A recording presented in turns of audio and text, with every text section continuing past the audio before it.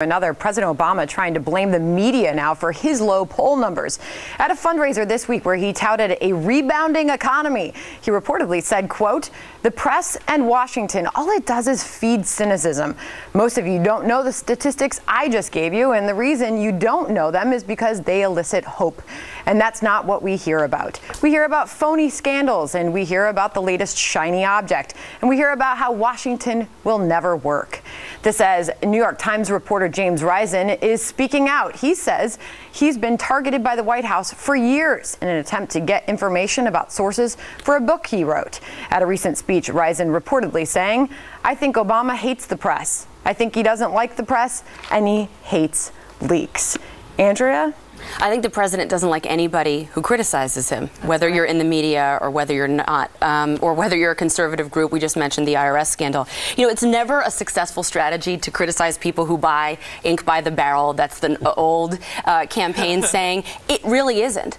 But what good news is the president talking about? I mean, he's referencing that the good news doesn't get out there. Well, what good news? Well, whether it's the economy or foreign affairs, what's the media supposed to be covering? I mean, they've actually been covering his behind, I think, for a long time, until recently. And by the way, at this same event, he went after Republicans for protecting the rich. This was a high-dollar fundraiser, Sandra, over $30,000 a plate. And we just saw today that President Obama leads the way when it comes to protecting a rich donor's son. So really, when he talked about two Americas, I think there's the two Americas, the ones who are connected to the White House and the people who aren't. Well, the president, Stephen, did in this particular speech go through and he cherry-picked a handful of data that he thinks the media should be touting as far as good news on the economy. He left out that 10 million Americans have given up looking for work over the course of his term in office, and that $7 trillion has been added to the national debt. Yeah. Well, it's not the first time the president has cherry-picked information to make a good case on his own behalf. But if President Obama thinks that the media have been a problem for him, he's sorely mistaken. Right. If you look back and look at the way that the media, I mean, the media, in fact, haven't, as a general proposition, been covering these scandals and certainly haven't been obsessed. I mean, I think we would know a lot more about the IRS scandal, the targeting, the indisputable targeting of conservative groups, had the mainstream media shown even some curiosity about what had happened there. And it was certainly the case with Benghazi, where the mainstream media were dragged kicking and screaming by other outlets to cover it finally when the goods were produced. Allow me to back up Stephen's point. Pew Research found that 4 out of 10 stories, editorials, and op-eds about Obama have been clearly positive.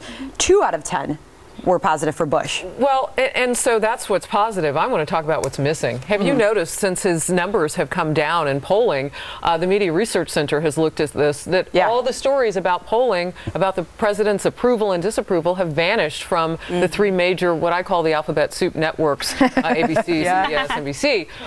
But to your point, though, Angela, what you were, or Andrea, what you were talking about, just in terms of the president and this donor talk that he gave. He said, well, you know, they're not telling you about the numbers about the economy because those numbers would give hope.